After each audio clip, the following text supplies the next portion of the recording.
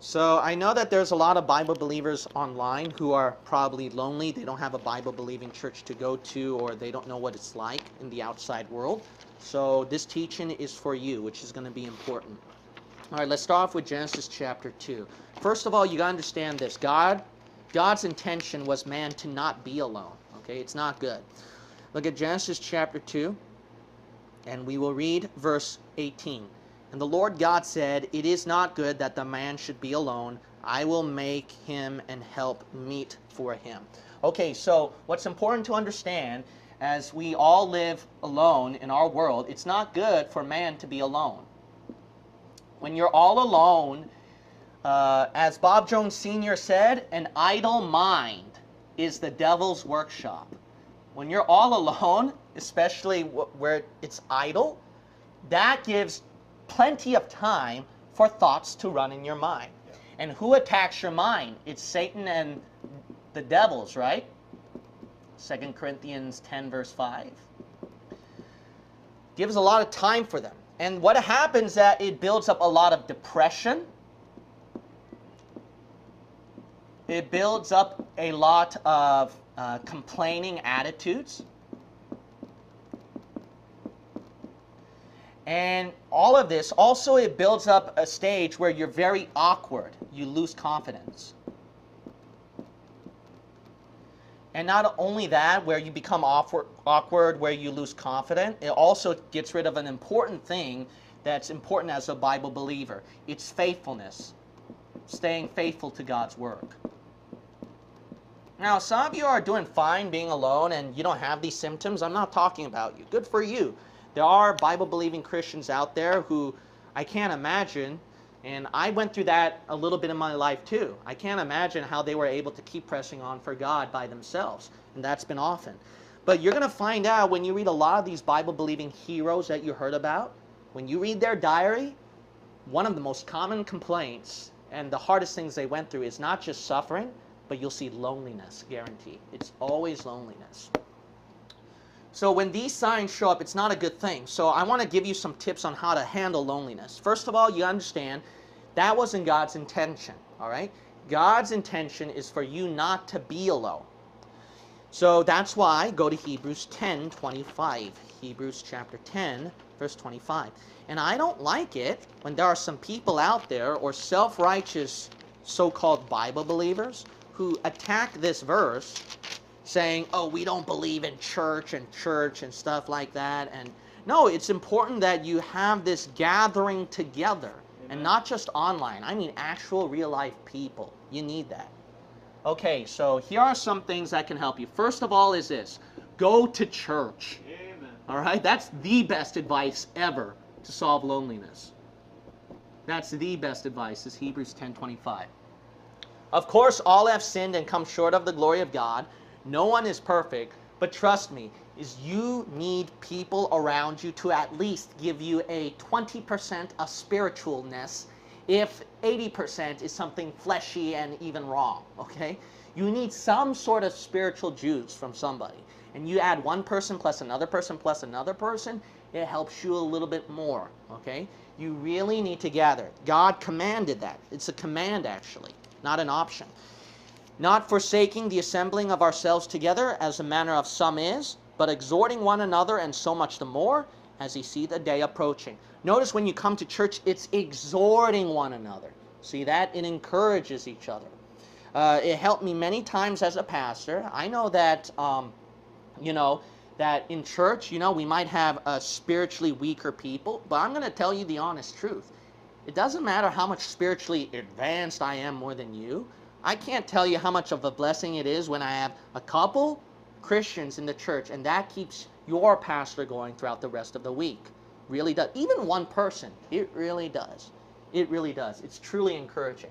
So go to church. Now, a lot of you online are saying, well, there's no Bible-believing church near me. What I'd recommend is this, is that I always recommended this to people. Go to our resources link, please, okay? Go to our resources link, and you'll see a church directory there. Click on that church directory, and you'll find a Bible-believing church. And if that doesn't work, then just throw in a comment or email me. And I always respond to those people about where to go. If I haven't yet with some of you, then it's by chance, a good chance I may have missed the email because there's a large volume. So please feel free to comment on this video or send me an email. So that's why we're online. That's why we're here for you. See, the Lord set our online ministry out there because there aren't other Bible-believing ministries doing that. So we're the one trying to do it for you, reach it out for you and get you involved with the church, all right? So contact us. All right, the second point is Mark chapter 1. Go to Mark chapter 1. Mark 1. We will read verse 35. Mark chapter 1, verse 35. Now this one's a very important point. Take advantage of your loneliness now, okay? You got to learn to take advantage of your loneliness. Sometimes loneliness can be a better thing for you. You got to understand. Because look at Mark chapter 1, verse 35. The reason why is this. The best way to have fellowship with God is isolation. There's nothing better with a closer walk with God than you shut off all the dumb internet noise, shut off that technology, shut off all your chats and the people, turn off that cell phone so you don't talk to anybody, isolate yourself from people around you, from sin, just go yourself in your own spiritual closet, so to speak, and just open up the King James Bible right in front of your lap, and that's the best fellowship you'll ever have, is isolation with God. Total isolation with God, without distractions. That's the best thing you can ever have. My best advice is if you know a park or a nice location that's nearby you, go to that spot and look at God's creation and open up the Bible and read His Word. And spend some time in between, like, talking to Him too. That is the most beautiful thing, the best thing you can ever have. Look at Mark chapter 1, verse 35. The Bible says right here, and in the morning, rising up a great while before day, Jesus went out and departed into where? A solitary place. Why did He do that? And there prayed. So He can finally talk to God in isolation. Because look at verse 34. He was so busy with people. Look at verse 36. After His isolation with God, He was again busy with people. Okay? The best time is that you get isolated from everybody and just talk to the Lord.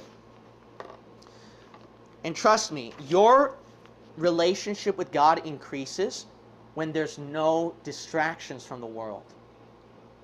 Did you ever notice why Buddhist monks and Catholic monks, they emphasize this isolation, solitary thing? Because they believe that kind of isolation would get them closer to their God, see? That's why they get really holy-minded, so to speak. But unfortunately, it's for the wrong way, and they got a wrong belief, and they also have a wrong salvation. So they do it all wrong. But you Christians have it all right, so you got an advantage right there. Now go to Proverbs 18, Proverbs chapter 18.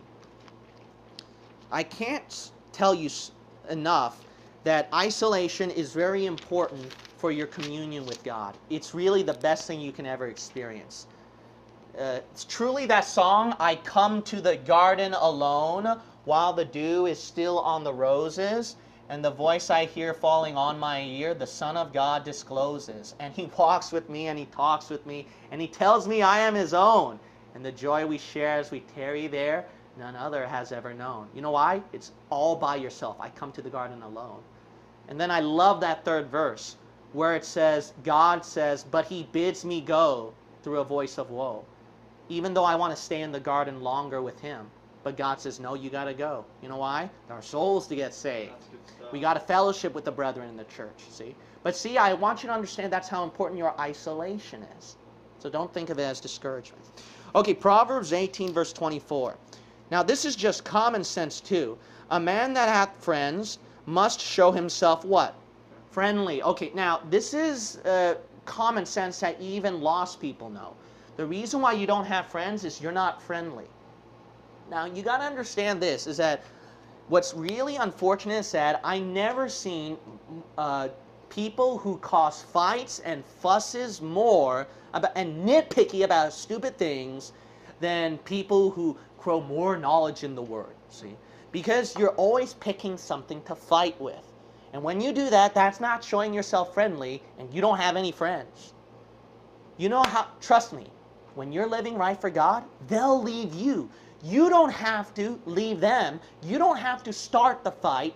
You don't have to act like the jerk, okay? Let them be the one causing the separation. Let God be the one. You don't have to be the one, all right? In the meantime, you be friendly, okay? And that means everybody, including lost people.